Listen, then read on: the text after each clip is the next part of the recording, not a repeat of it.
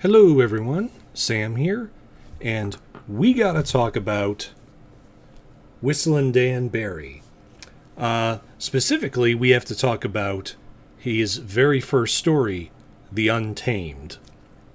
As you can see by this title, well, you can't see, this is a lousy camera, but Dan Barry was made by Max Brand, a very famous Western writer, and this was a story that was published in book form, but initially it was published in pulp form. It was published in installments in the pulp magazine All Story Weekly, which was one of the biggest pulp magazines of the time.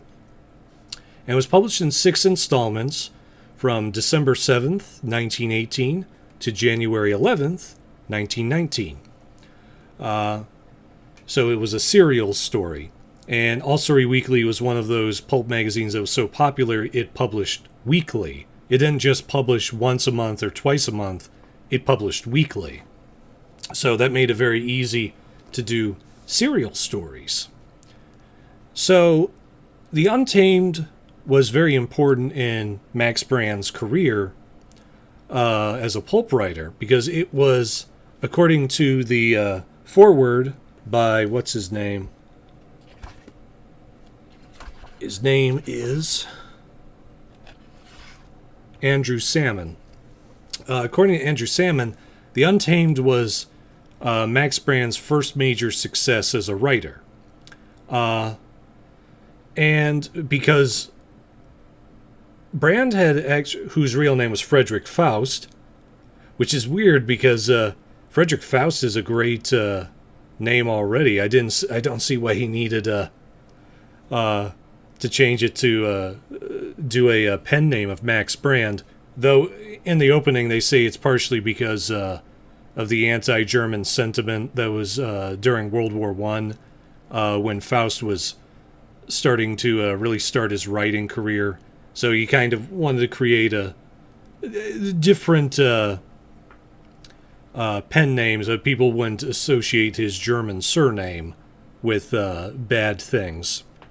And Max Brand definitely sounds like a guy who writes Westerns, so it was obviously a pretty good pseudonym. And this was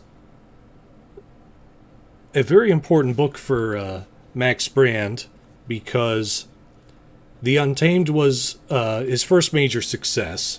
He had been writing in the pulp magazines for about a year and a half, 2 years by this point. And he made a living on it. He was certainly not in a bad spot, but The Untamed was his first major success. And it was so good that I told you the last installment was published in the All Story Weekly on January 11th, 1919. The Untamed immediately became a book in March 1919. So it was popular enough that they published it as a book 2 months after it concluded. So it was a big deal at the time. And it was a big enough deal that a silent film adaptation was made the next year in 1920, starring the Western star Tom Mix. So this is a very important story in terms of Max Brand's career. So I'm very glad I happened to choose it for June on the Range. But what is The Untamed about? The Untamed is about Dan Barry, who is the figure on this book. And this little fellow next to him is Black Bart, his dog.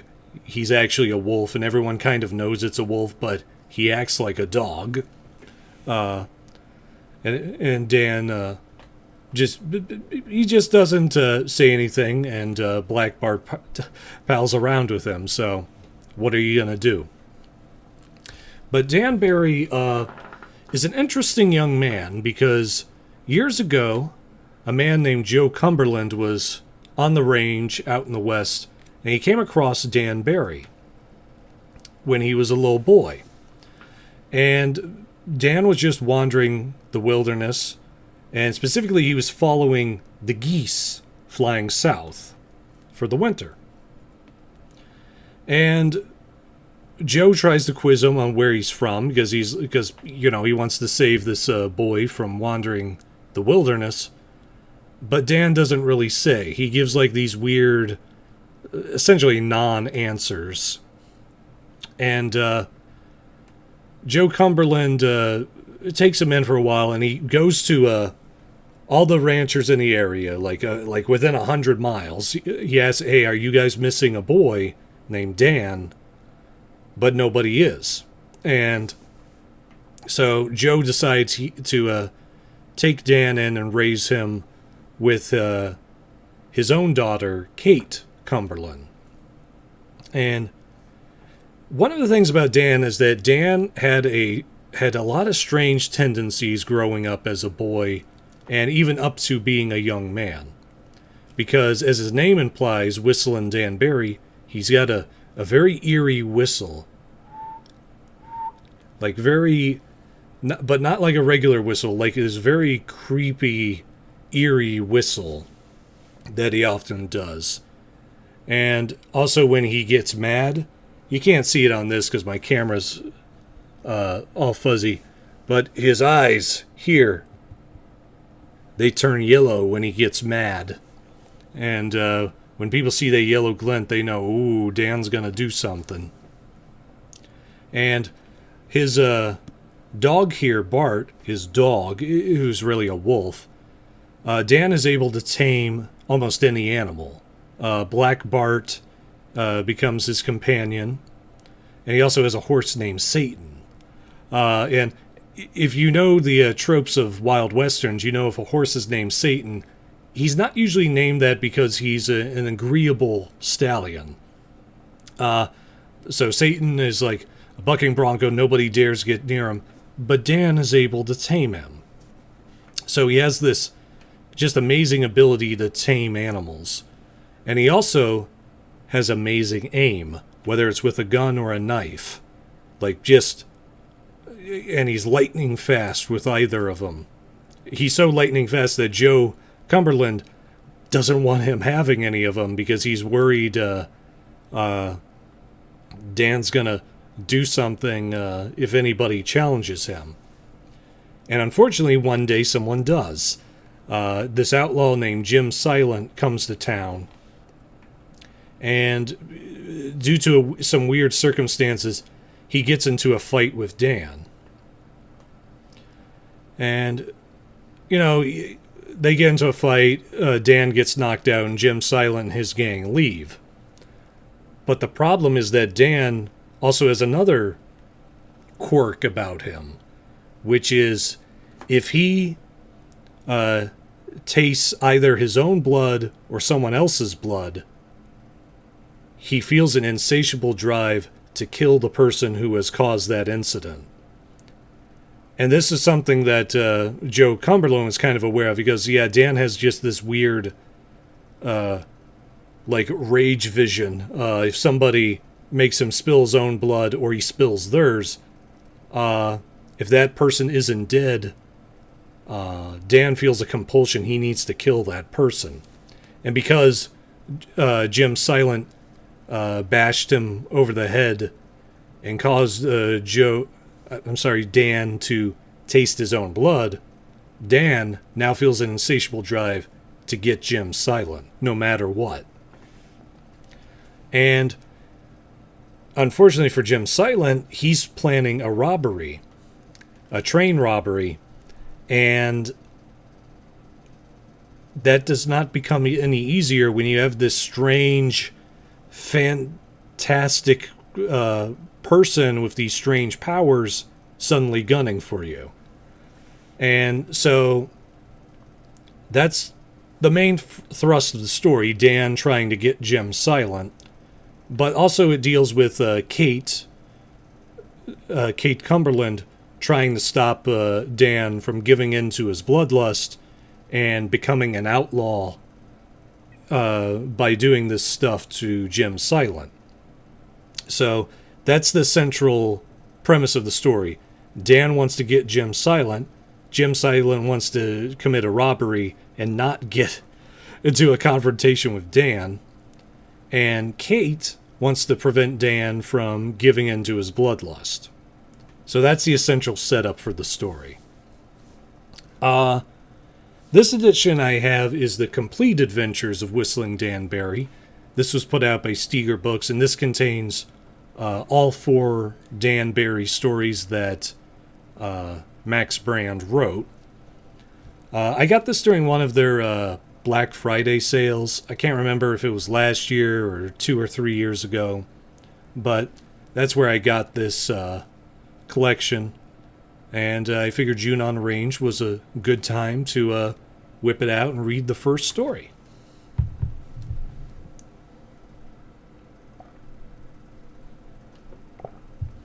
So what works in The Untamed? A lot, actually. First, I gotta start with Whistlin' Dan Barry himself.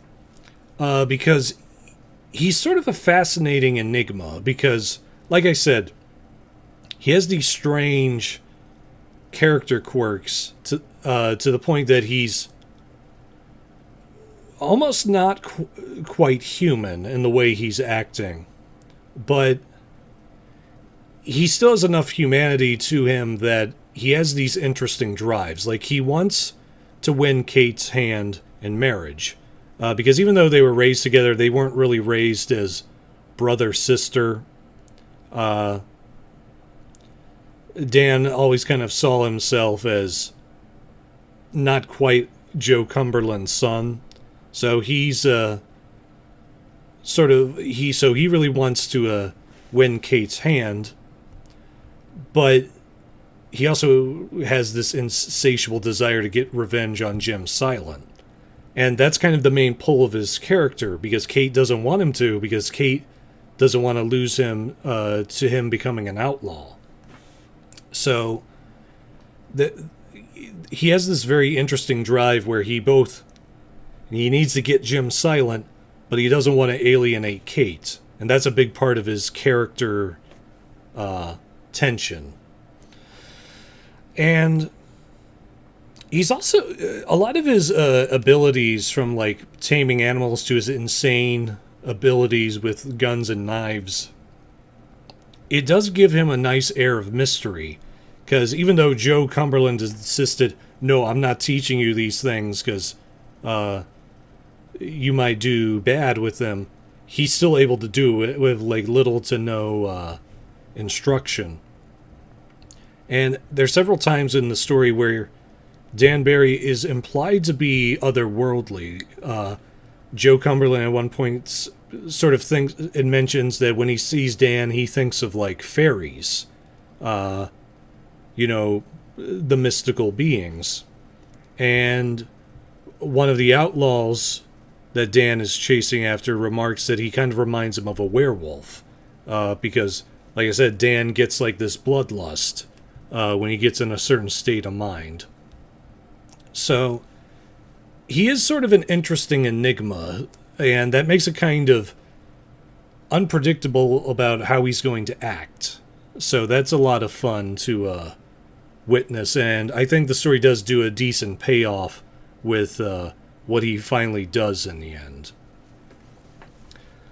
I also sort of like Jim Silent, the main outlaw, because he's sort of an interesting villain where he is crafty, he is clever, and he's very much feared on the range. Everyone's like, no, don't mess with Jim Silent. But he's also deathly afraid of Dan, because during that first fight where Jim Silent fights Dan, even though Dan looks like a young man, pretty boyish, not all that threatening, Jim Silent is actually scared for his life when he really gets into the fight with Dan Barry and only barely escapes. So you spend a good portion of the story where the villain is actually more on edge than the hero is. In fact, in a certain sense, I could see a version of this story being where Dan Barry is the villain and Jim Silent is the victim. Because if you rewrote it a bit, you could frame it as like Barry doing the more villainous thing than Jim Silent was. Now, Jim Silent is still very much a bad guy in the story, but I found it kind of interesting that he's one of those rare villains who's actually scared to death about meeting the hero again. So that was a very interesting take on a villain. There's also another outlaw in Jim Silent's game named Lee Haynes. And Lee Haynes is like the only really respectable guy in the outlaw group. Because he used to be on the straight and narrow, but got sort of roped into the outlaw life when he got falsely accused. And he's actually a very good character because he falls in love with Kate Cumberland. And he really wants her. And so, thus, he has a lot of reason to follow Jim Silent's vendetta against Dan Barry and to get Dan out of the picture. But he's so honorable that he can't really bring himself to do anything underhanded to get rid of Dan. Which causes a lot of tension between him and Jim Silent, because Silent, he wants Dan gone by any means necessary. But Lee has enough honor in him that he just doesn't like the idea of like bushwhacking Dan Barry. And yeah, he has a very cool arc over the story. Another outlaw who has a really good arc is Buck Daniels. And Buck Daniels is one of the outlaws in Jim Silent's gang who was initially gunning for Dan Barry. In fact, Dan wakes up right when Buck is about to take care of him in the night with a knife.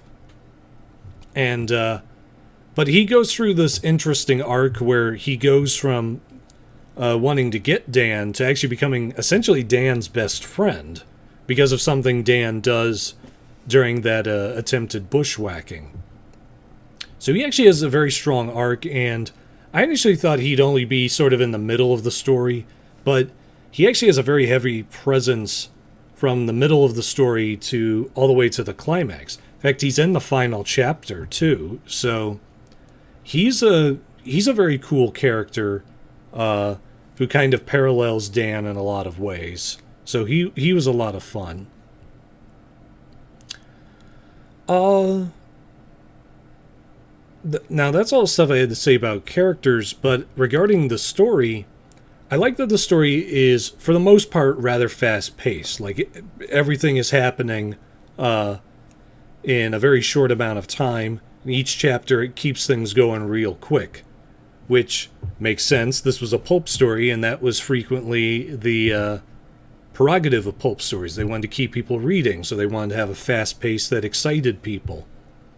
And I just really liked the fact that it did have that pacing, because I'll talk about this in a little bit, but there's a couple of chapters where it's a little sluggish, and I was kind of like, oh man, if this is the rate this story is going at, I'm not sure I'm gonna pull through. But it keeps the story very brisk in most of the chapters, keeping things moving nice and quickly. So that was a major plus. I also really like the action scenes in this, because you have the things like the train robbery Jim Silent pulls. You also get the attempted bushwhackings of Dan Barry, and those are done pretty well. You also have a jailbreak sequence where Dan Barry has to break someone out of prison. And then there's a climax between Jim Silent and Dan Barry that goes an interesting way. It's not a gun or knife fight like you expect. It's a different kind of fight. And it's actually a very clever way to bookend the story. So the action scenes are a lot of fun in this one. Like I said earlier, there was kind of an interesting thing about how Dan is arguably doing something that you could easily write a Western villain to do themselves. And it's just sort of interesting seeing this scenario where the main character, who is, technically the hero, wants to do something bad throughout the whole of it. Because, like I said, the most that Jim Silent could be accused of is, starting a fight. He had no intention of killing Dan Barry. He just sort of wanted to rough him up. And because of that, now Dan Barry wants to kill him. It's an insane escalation. And it's... and Dan is kind of lucky that Jim Silent is already a notorious outlaw who has killed people before. Because otherwise, this would be kind of a deeply disturbing story about a psychotic man losing his mind at a slight and going on a rampage. And the story itself, even though it does frame Dan as a hero in the end, the story does end kind of ambiguously about whether Dan's actions are good or bad. Like, the initial presentation is that, yeah, it's good, he stopped this outlaw gang. But the story kind of frames it in a way that even Dan's friends and allies are kind of like, I really don't know what to make of that scenario and what Dan's done. So that was kind of interesting that Dan is not really a clean-cut hero in the story. And the story seems to know that. Also, regarding the animals, Black Bart and Satan are pretty fun in this. I've always been a sucker for heroes of animal sidekicks. That was the main reason I got this collection, because the back of it said that he had an uncanny bond with animals. And so I kind of bought this, like, oh, does he have, like, animal sidekicks? And he does. Black Bart the wolf and Satan the horse. And they're pretty fun sidekicks. Obviously, they don't talk, but they do have sort of these distinct personalities despite their semi-feralness. Black Bart is probably the more clever of the two. He can sort of think things through more, and Satan is just is just a absolute beast when it comes to riding fast and blowing through obstacles. So, and again, Max Brand does not do this thing where he says what the animals are thinking. He just shows their actions, how they neigh or bark or howl.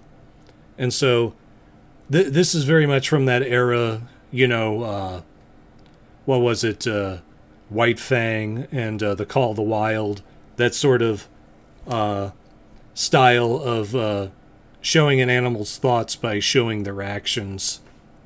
So that's done very well here, and they made Black Bart and Satan very engaging.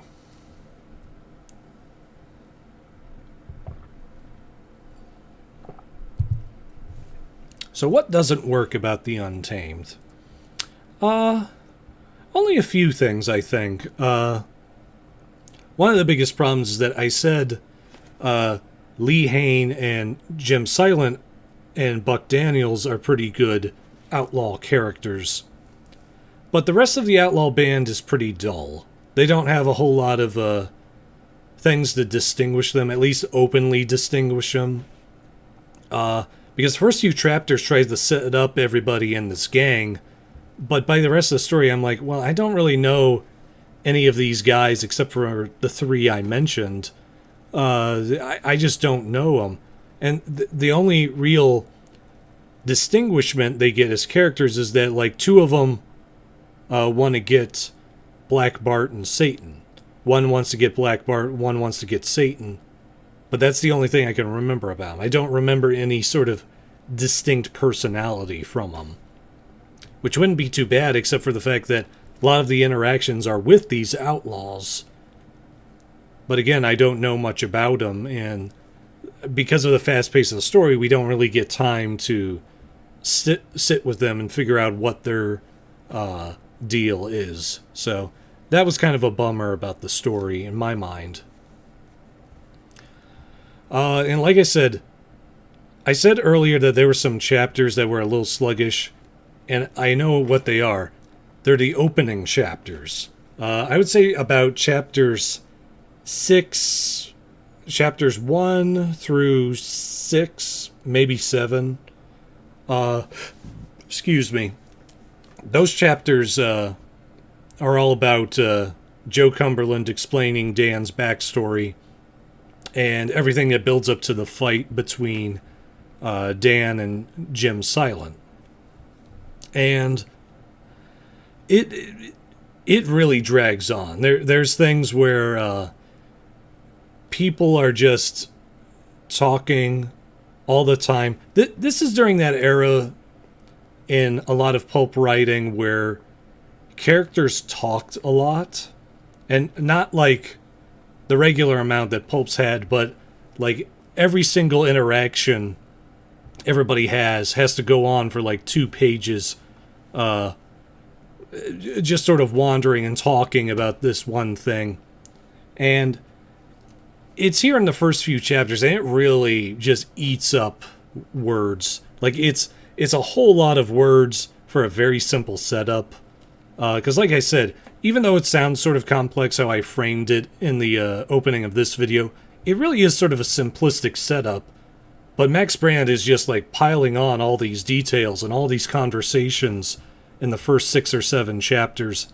And it just sort of eats up the word count. Like it just spends a lot of time trying to get to a very simple concept and a very simple event. The fight with Jim Silent and Dan Barry.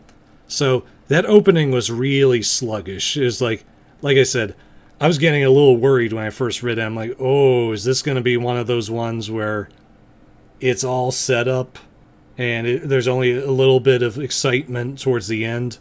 Thankfully, that wasn't the case. But those first few chapters are a bit tepid. They're not. They could. I personally think they could have been trimmed a little, shortened down. But again, it's pulps. You're paid by the word, so maybe Max Brand was like, "All right, the rest of the story is fast paced. I gotta draw a little bit of something out here." Yeah.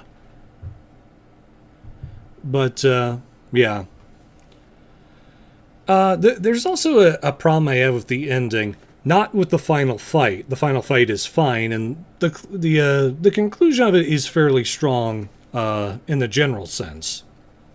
But one of the key things of the story is that at one point Dan Barry's declared an outlaw because of the jailbreak that he does at one point. And at the very end of the story, when he's surrounded by guys, after the climax is done, he pulls an escape card out. And this escape card helps him prevent from being declared an outlaw. And everybody just lets him go because this escape clause essentially gave him free rein to do certain things during the time of the story. And it's an explanation that does make sense in the frame of the story, but the way it's revealed feels very cheap. Like, it's something that in another story would have been told when it happened. Because essentially what happens is that Dan is given permission by someone to do something. And because he had that permission, he didn't technically break the law.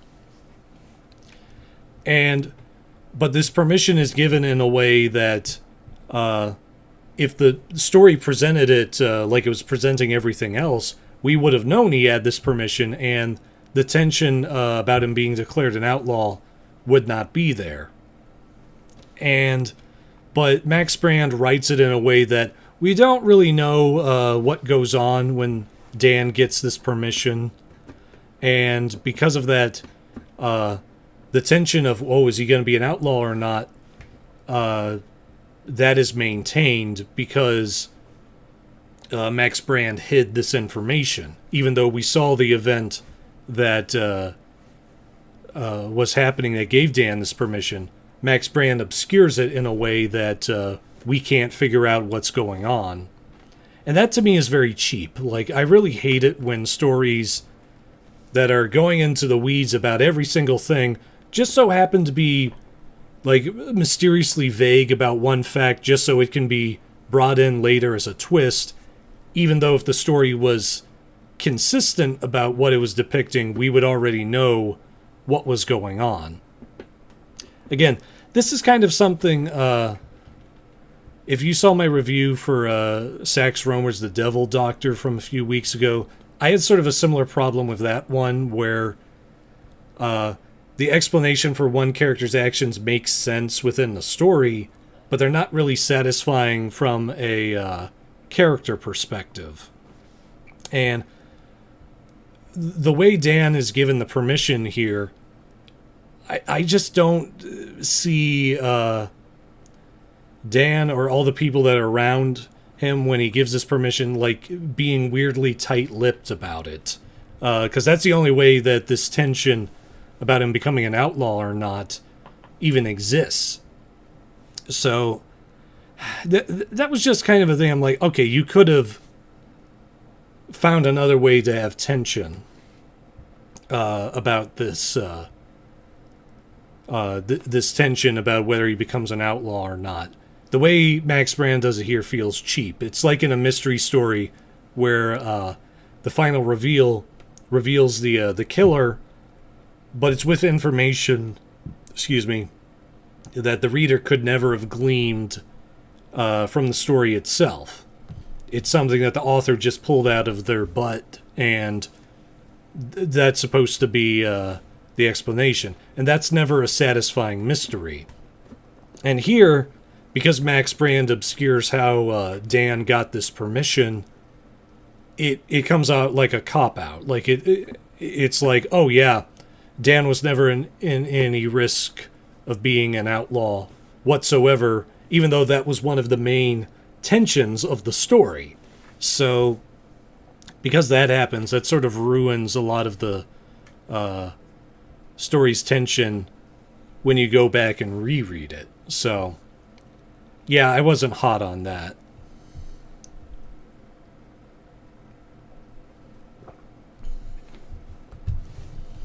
So, my final ranking for the Untamed.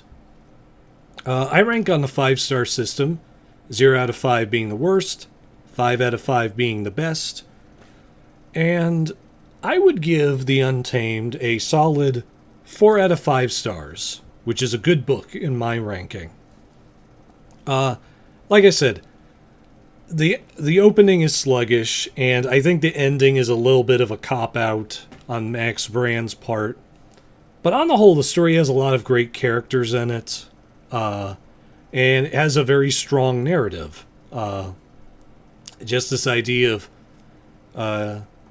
this strange guy going on a revenge quest, and both the outlaws trying to escape him and the love of his life trying to keep him from going down the road to perdition. That's a pretty neat story concept, and I think the story handles it pretty well.